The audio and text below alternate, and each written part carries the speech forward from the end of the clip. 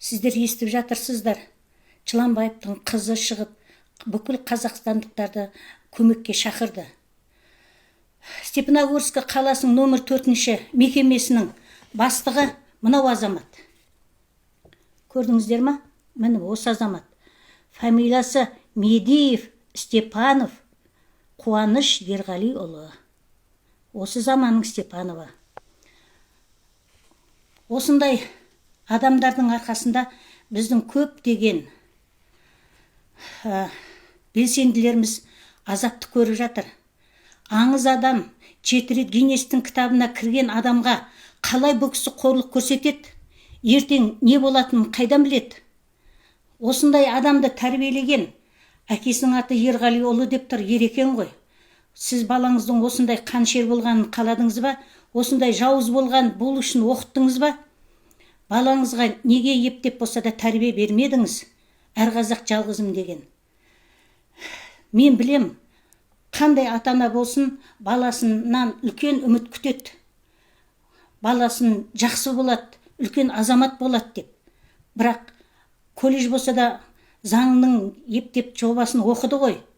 Сонда біз білеміз, бұл балаға да соншалықты анау төбеден Тоқаевтың прямой бұйрық екенін.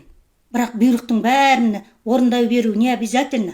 Өйткені бұйрықтың да болады заңы, заңсызы. Ертең әке шешеңді өлтір десе, бар өлтіре ма? Болды, маған приказ берілді деп. Заңдысын істеу керек, заңсызына. Адам басқаша бір өзінің тәсілін қолданбай ма? Соншалықты аңыз адамды қорлайтындай бұл кісінің қандай о кісіге кеткен ақысы бар еді. Титтей де болса бұл кісіге зияндығы жоқ қой. Жыланбаевтың өз бетімен аштығын ұстап отырған. Міне, ортасы тесік, матрасты беріп қорлаған. Ол матрасқа жатқан адамды ешқандай ішіндегі отырған заключенныйлардың біреуі де қол алыспайды екен, дастарханда бірге отырмайды екен. Сондай иттікке итермелегенін айтам. Соған жатпаймын деп қаншама күн темір стульяның үстінде ұйықтап шыққан Жыланбаев. Бұдан басқа қандай азап қорлық керек? Біз барып акция жасасақ, 10-15 күннен соттайды бізді шетімізден алып. Біз қалай көмек береміз енді? Сонда адамды өлтіріп қойып отыра береміз ба? Жыланбаевтың тірі екенін мақұл енді көрсетті ішінен. Бірақ бізге ең болмаса қорғаушыға рұқсат беру керек қой. Қайда біздің әділетті Қазақстанымыз, еститін Қазақстанымыз? Міне осыны естіп қатты қиналып отырмыз. Біз Жыланбаев үшін қатты алаңдаймыз. Ешкімге істеген зияндығы жоқ. Ол кісі 7 рет Гиннестің кітабына кірген аңыз адам ғой, қалай оған дәті барды? Азаматтар, мынаның бетін жаттап алыңыздар. Мынау оңбаған 30 күн оразада тікемізден түк тұрып, қарғағаннан басқа жол қалмады. 7 ата басынан бастап. Не болды енді? Осымыз дұрыс па? Бір-бірімізді тартып атқанымыз, батпаққа батырып атқанымыз. Неге әр қазақ жалғызым дегенге бұның бойына сіңбеген?